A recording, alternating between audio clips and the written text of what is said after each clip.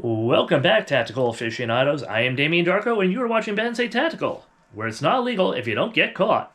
Well, please excuse the new setup here. The lights are a wee bit gaudy, and the damn Minecraft posters are bugging the hell out of me, but the kid decided to turn this into a gaming room.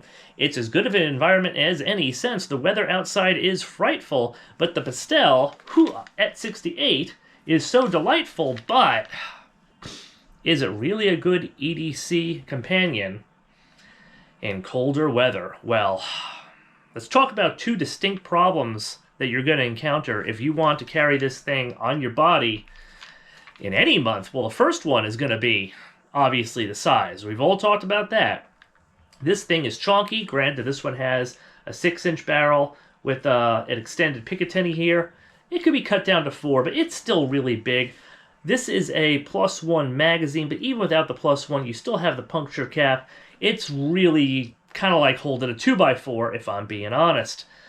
So that's a bit of a problem right there. Some people get around that by saying, well, you're going to have more clothing during the heavier weather. You're going to have a jacket, you're going to have a sweater, you're going to have this, that, and the other.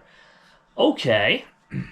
So yeah, it does become easier to carry on body in colder weather, but guess what? This comes with another problem, because Pistelle X-68 has a feature which may or not be beneficial overall, but is certainly not beneficial in colder weather, and that is the fact that it has to reach a certain minimum pressure in order to actually actuate the piston in here that the trigger is attached to, in order to launch those 68 caliber bad boys. I'm not sure if this is technically regulated, as the term is often used in the airgun world. That might not really be the case, but it does have to reach a minimum pressure, and when you take a 12-gram CO2, expose it to serious cold, puncture it, and then try to go to town, what you might find is that instead of getting 7 or 8 shots, again, depending on the size of your magazine and a couple other factors, you might get 2. And I just did a test with a live zombie shoot for this past Halloween. And in the first puncture, I want to say I got 1 of these shots off before it just stopped working. And in the second, we got 2. And I'm sitting there saying, what is going on? And those CO2 canisters had been left in my car, in my trunk overnight as I was getting ready to do these tests. And the interesting thing is that although there were some issues with other launchers, a lot of those issues really pertain to them just being a little bit weaker than usual. To give you an example, this is a mangled and burnt version of the Umarex HDP-50, and under the most ideal circumstances, I got this thing to fire about 350 feet per second. Excuse me, I don't remember the grams there. Recently, I did another test. I was getting it to fire about 330 feet per second, and that was with a 2.8 gram. But other times with that same 2.8 gram, I was getting down into the 260s, and that was because of the temperature, the weather outside. The thing is, even with that consideration, it fired slower, it fired with much less joules and much less power going down range, but it didn't stop firing. That's kind of important, because if you got this thing loading up with pepper, which I do, as you can see with my exposed detent there, which is to fix all the damn detent issues that this model has, to clear all the jams it's going to get. With these ones, even though you will get less power, if you're firing a pepper, it's still probably going to pop, even if you're coming in a couple joules less than you want to be. It's going to go boom when you pull the trigger.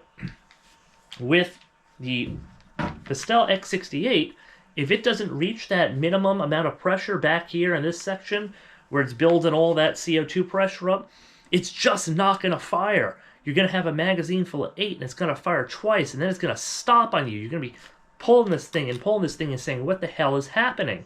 Because you've allowed it to get cold. Now, people carry these in a lot of different ways. Well, I don't carry it at all. I use it for home less lethal defense rather than on the body, because I don't have enough body to actually hide this damn thing. Some people carry it.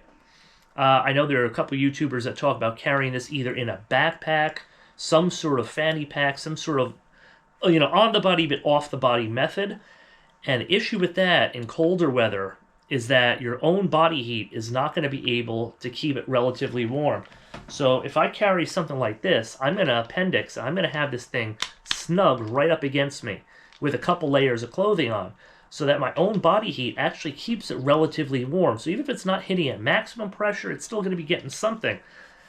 With this bad guy here, right here, yeah, try to appendix carry it with this thing sticking out. It's gonna look like you're happy to see someone. Let me just say that. It draws a lot of attention, maybe the wrong kind of attention.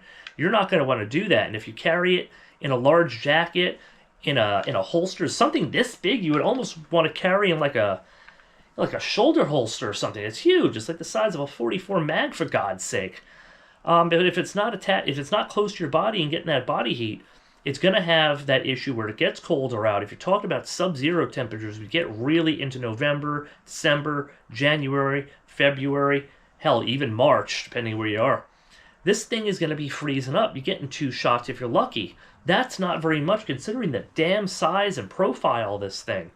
And who wants to have to rely, betting your life on something that might not go off? It's fine when it's temperature controlled. When this thing isn't temperature controlled, it becomes a damn problem. In the house I'm in right now, we just had the heater go out. We just got the hot water heater fixed. That's great. I guess I can run it under the damn shower, but the heater went out. We're waiting on that freaking contractor, and until then, this place is kind of freezing. I'm wondering how reliable this would be even as a home defense option right now. I might have a better luck just throwing it at them.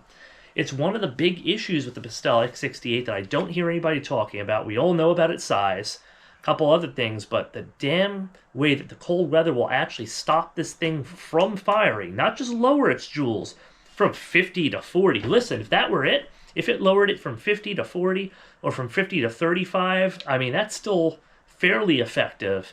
But if it just gets 1 or 2 shots and then stops firing because it doesn't have the proper pressure built up in this back section here, in the old Pistelle X-68 caboose, well, then you have yourself a damn problem. Definitely one of the better launchers on the market. Not a terrible price point. Not good at all for colder weather. Not really good for on-the-body carry. I'm kind of curious to see if that new Umarex Secure 68 might do better at that. We're going to be checking it out soon.